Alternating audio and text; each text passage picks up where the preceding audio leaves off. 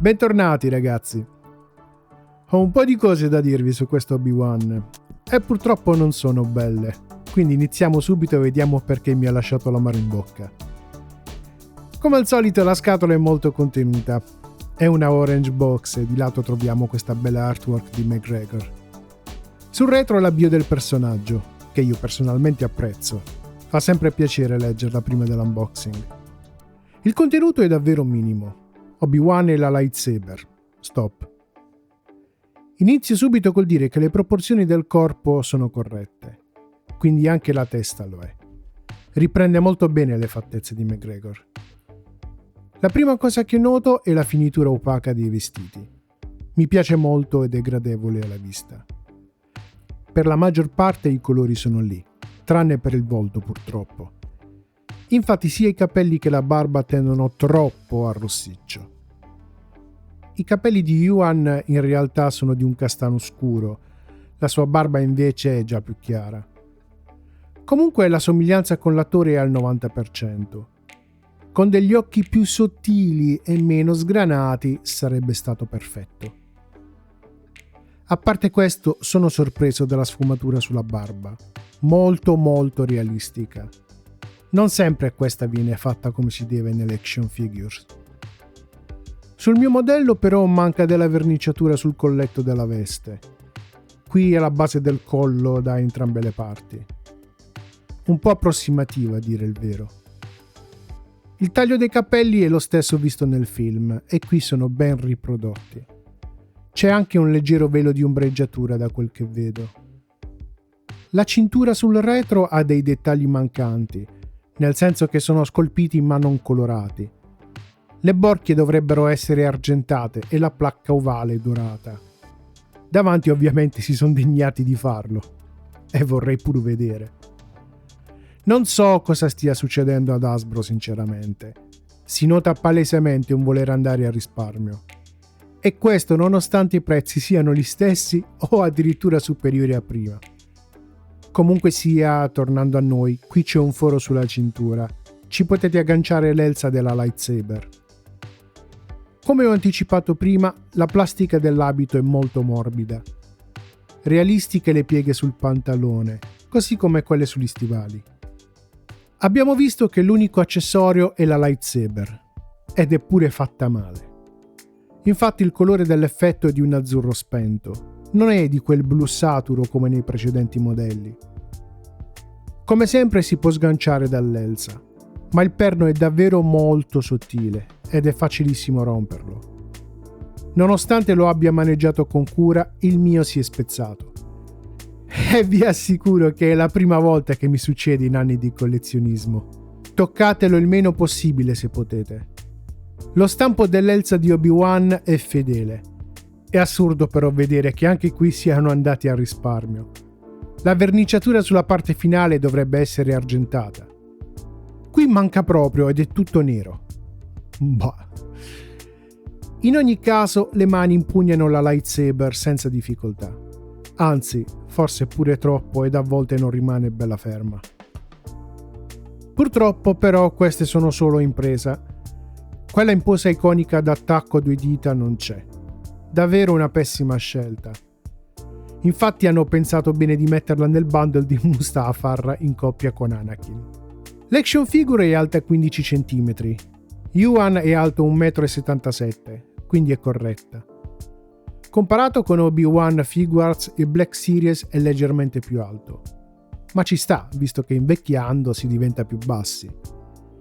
Anche se Alec Guinness in verità era della sua stessa altezza. Ma qui è voler trovare proprio il pelo nell'uovo. Anakin è più alto di poco rispetto a lui, esattamente come dovrebbe essere. Le articolazioni non sono il massimo, infatti la testa non può guardare in alto di molto. In basso invece sì, e la si può inclinare lateralmente.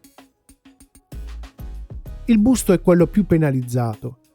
L'ampiezza dei movimenti è limitata e indietro fa un po' fatica. Avanti già va meglio la situazione. In ogni caso si ruota la base. Quello che mi urta parecchio è proprio la base inferiore della veste. L'elemento in plastica morbida è molto lasca e cade facilmente. Sembra quasi un gonnellino a questo punto. Si vede addirittura l'articolazione del busto per quanto è grande il gap. Cosa ancora più preoccupante è la deformazione. Questa vi darà un po' di problemi col caldo nelle vetrine. Esiste un piccolo giunto a farfalla, però è molto limitato proprio dall'abito. Nonostante sia di plastica morbida, spinge le braccia all'esterno. Non le potete incrociare al petto per nessun motivo al mondo. Con un po' di ingegno comunque si può impugnare a 2 mani la lightsaber. Le braccia non si possono purtroppo mettere dritte in alto. Questo proprio per come è stato progettato il busto. Quantomeno all'altezza delle spalle ci arrivano. Buono invece il fatto che scendano aderenti ai fianchi. Per questo tipo di personaggi è molto utile. Alla base del gomito c'è un'articolazione singola. Questo consente di ruotare il braccio e chiuderlo poco più di 45 gradi.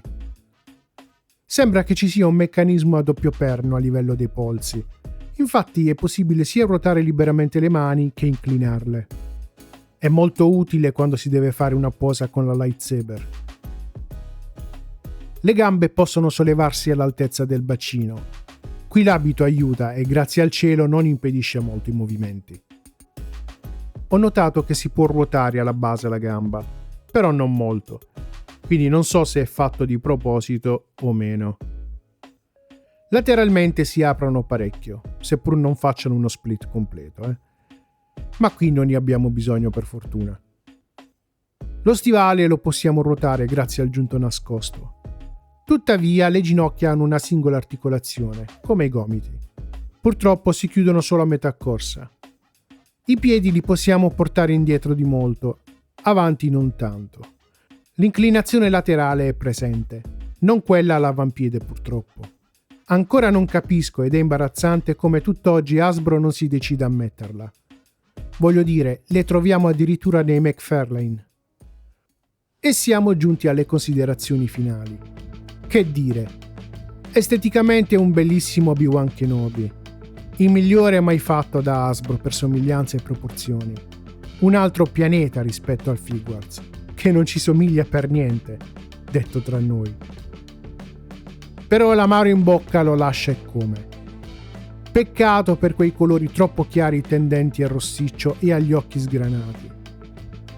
Non parliamo poi della verniciatura mancante dei dettagli sulla cintura, eppure applicata grossolanamente in alcuni punti. Nel mio caso vicino al collo, come avete visto. Le articolazioni purtroppo sono basiche e non è posabilissimo. I limiti li abbiamo visti tutti.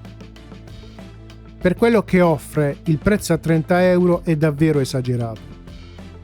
Una testa, un set di mani in più e la Jedi Robe dovevano essere messi. E con questo io mi fermo qui. Come sempre, se vi è piaciuta questa recensione, lasciate un mi piace ed iscrivetevi.